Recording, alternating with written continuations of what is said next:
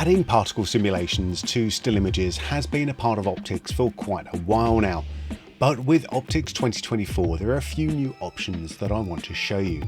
My name is Ben Brownlee for Boris FX, and we're going to head straight into Photoshop and Optics now.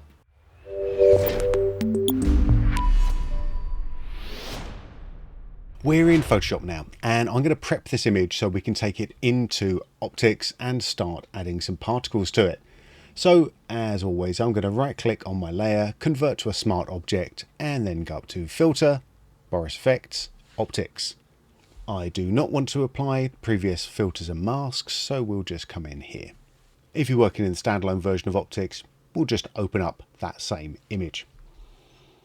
So in my particle illusion category, I can see that I have a number of different effects down here. Now, this is actually a little bit different. These are actually the same effect. It's all particle illusion.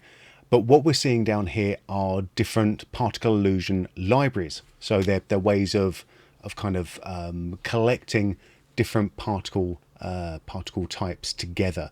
So we have all of our fire in one type, all of our explosions in another type, and we've got, you know, some dust and fog stuff all happening in one library here, just to kind of help to sort of collect it all and make it easier to find. If you wanted to find things in a different way, we can just go into our PI complete, which is everything here, and we can come in and use the drop down to filter through the different emitter libraries, or we can just click on the search box and search for something, such as we'll type in light, and we have an anime light bloom going on there, so we can find things in that way. The other way that these libraries are sorted out is also by date. So if we take a look at some of the PI emitters 2020.5 all the way through to 2023.5, and if I click on this, I'll get rid of I'll clear the search on the presets here, and we can see the particular emitters that were created for this particular version. So we have Aurora Thor Fancy, which is quite nice. Now, if you've not used particle illusion in Optics before, one of the things that is going to be a pleasant surprise for you is that these aren't just still images. So this is not just the same as kind of layering, you know, doing an overlay of dust or something onto your image. We can move these around just using the on-screen controls, so we can move them in space, but we can also move them in time. So if we have a look at the parameters over in the right hand side, we have a time parameter, and I can just scrub this back and forth, and I can be coming in and finding the perfect frame that I want for a particular image or particular particle simulation. So we take a look at something else. Maybe I'll take geoline tracers. That's always a fun one for me. I enjoy this one. We can come here and we can change the time and figure out just where it is that the particle simulation looks the best.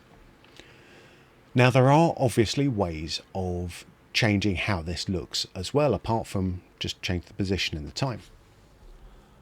One of the big ways we come into particle properties is found directly here. So we have, actually starting near the bottom this time, if we want to change everything up so it's completely random, again, all randomized, we go to the random seed, and we can just scrub this through. And what this will do is it will give us a new starting point for the simulation. So a lot of these particular parameters, they work from a sort of starting point, and they move their way through there. So if you change that starting point, we'll get a different look when it's finished out. And we can change overall things like velocity, which is the speed of the particles as they move away from the emitter, or size, which is the size of the individual particles. There we go. If we want to change not just the size of the particles, but the whole thing, and make the whole thing bigger, then instead of using size, we use zoom, and zoom scales up the particles and the emitter. And that's looking quite nice for me. Now, the other thing that people want to do a lot, and this is something that's asked for a lot, is how can we add in more effects onto the particles, but effects that only affect the particles. And this is found over in the parameters under composite. So at the moment, our composite style is set to direct, which is the classic mode. So we have the particles themselves composited automatically on the background. If we go to alpha plus apply, we can change up the apply mode. If we want to make things a bit brighter, we can choose screen or add, like that. If we want to make things darker, multiply, your normal blend modes. But if you only wanted to take out the particles, we can just have that apply mix set to none, and that's only going to show the particles. So if I add up another layer here, I come to something like lens distort. What will I do here? Let's do lens fisheye or magnify, something like that. Something which is sort of obvious.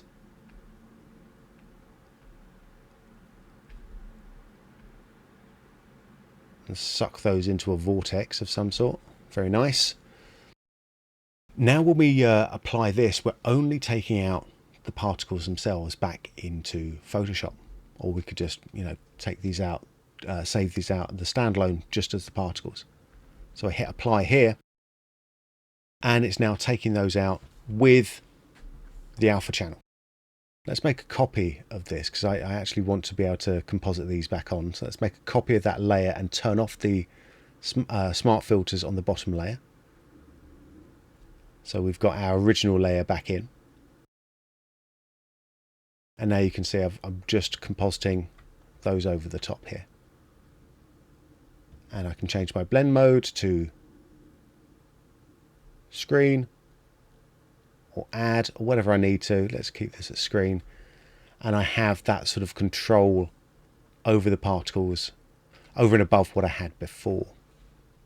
It means I can just turn the particles on and off, or come in if I wanted to maybe flip these and put these down at the bottom as a reflection.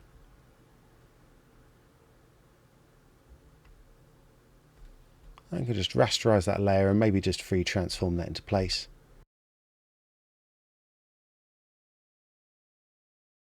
Give it a quick blur or something. There we go.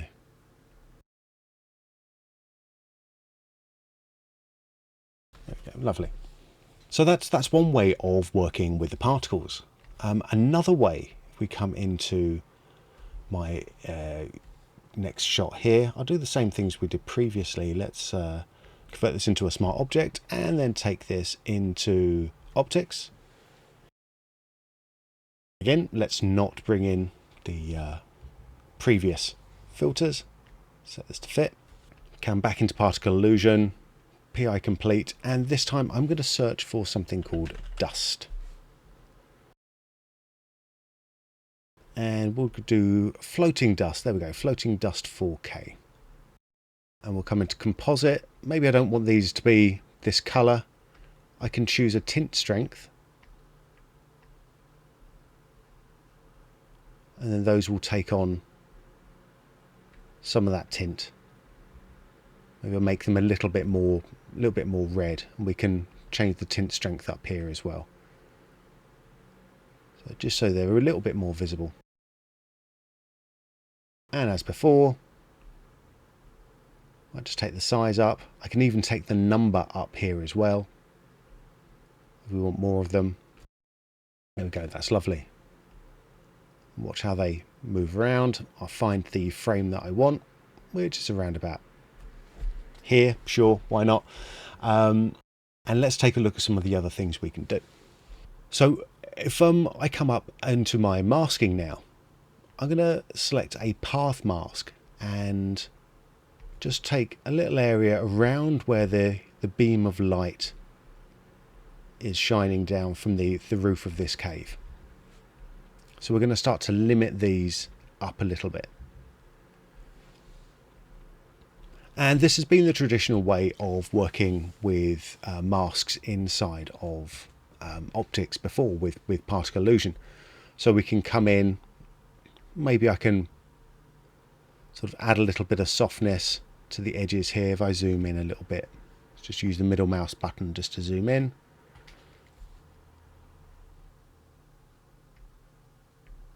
And we can sort of just soften out the edge a little bit so that things are falling off rather than having a nice, or a you know, not a nice, a big sharp edge. Sometimes it's a nice sharp edge, but in this case it's just a sharp edge. So if we play this through, you can see that it's only happening within the area of my mask here. I'm going to show you something else that is happening now with Optics 2024. I'm going to add another layer, and I'm going to add another emitter in here as well.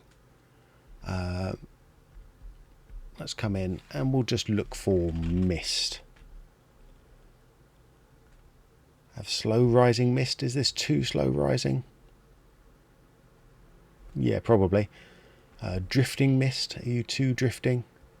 No, drifting mist looks pretty good. Maybe a bit subtle actually. Let's, instead of mist, let's see if we've got fog. Oh, a fast fog. Yes, there we go.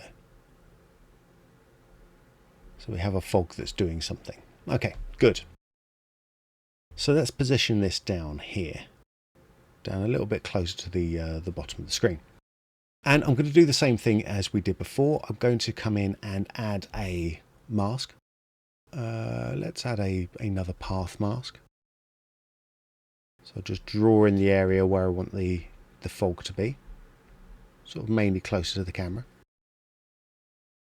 And I'll just turn off over here the processing of the other particle system, so we don't have to, you know, process both things simultaneously when I just want to show you what's going on with this one here.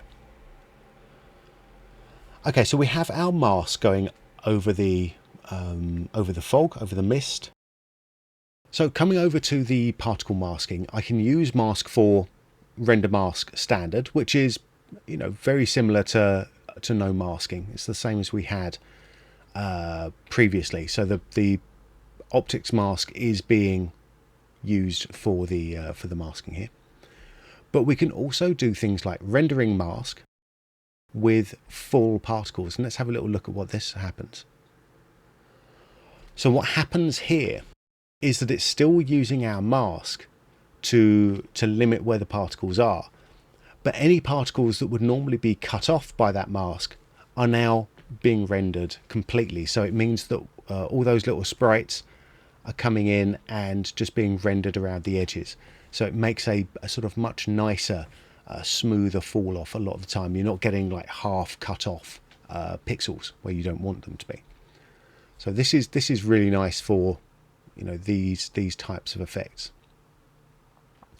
We also have particle creation, so we can use the mask to decide where the particles are being created from. Now this is a combination of two things. It's a combination of where your emitter is set up in particle illusion, or in here, and also the mask itself. So it's an intersection of those two things. So let's launch particle illusion 2023. I'm going to click this button to take us into the particle illusion interface. Don't worry, a lot of the time you're not going to have to worry about going in here at all.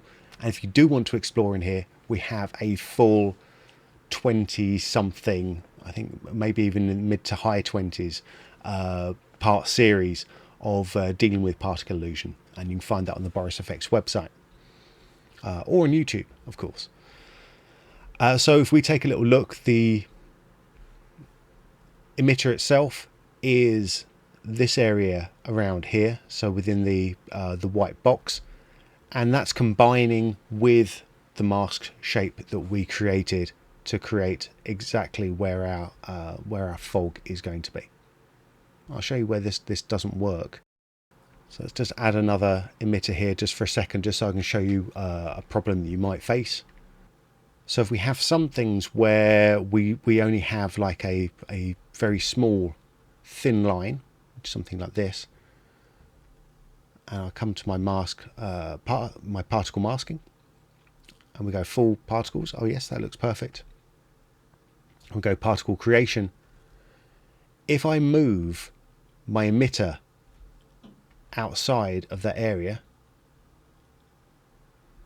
you'll see that no particles are being created. So if the emitter is a point emitter, so something that's only creating like a stream of particles, you'll find that if it's not intersecting with where the mask is, then we won't have any particles. But if it's intersecting where the mask is, then we will have particles. So particle creation is really useful for a lot of things, but you just got to, try and remember that this doesn't work as well as you might expect when you're dealing with a point emitter, as opposed to like a box or a plane or something, something bigger that's generating up all these particles. Now, the final example that I want to show you is just how we can do something a little bit fun with particles as well. Let's convert this to a smart object one more time. Come into my filters and go to optics. And we're going to come into particle illusion, and I'm going to come in just into the emitters 2020.5 because I want to show you how we can create fire within inside of particle illusion here.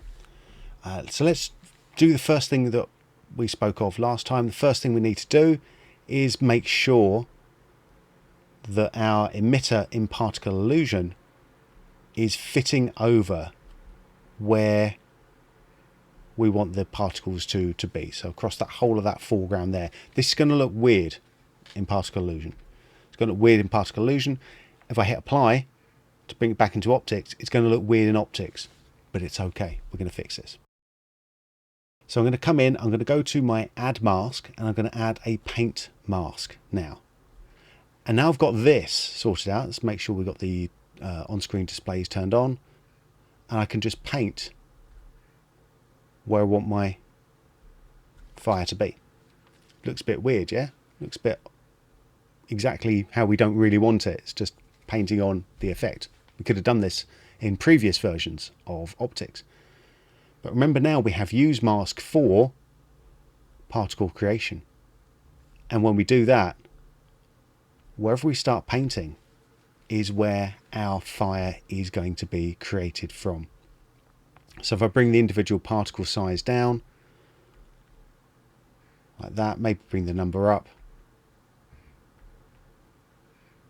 There we go. We can start to stylize out that, that look a little bit there. I'm going to give you another couple of caveats, though. These are a couple of mistakes that everyone makes. You're going to make them. I made them, maybe. Actually, I'm not even going to admit to making these mistakes. I made them a lot.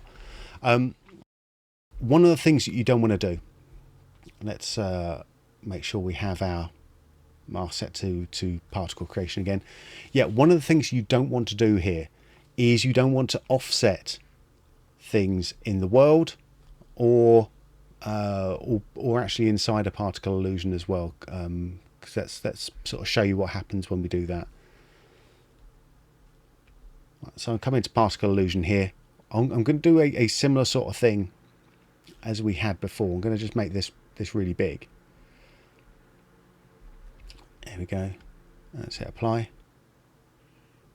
I'm just going to move my on-screen display down a little bit,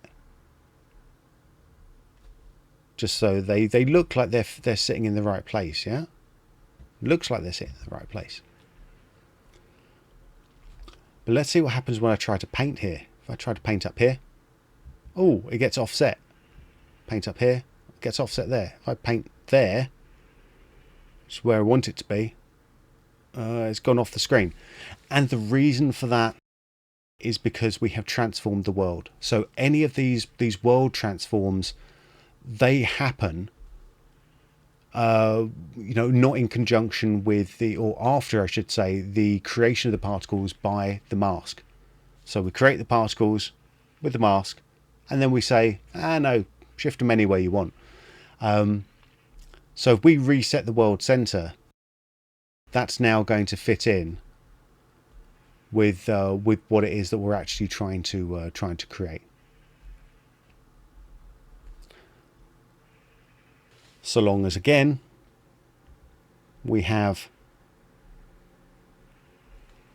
our emitter inside of particle illusion, working over the high, either the whole image or the part of the image that you're painting on. So this is going to work.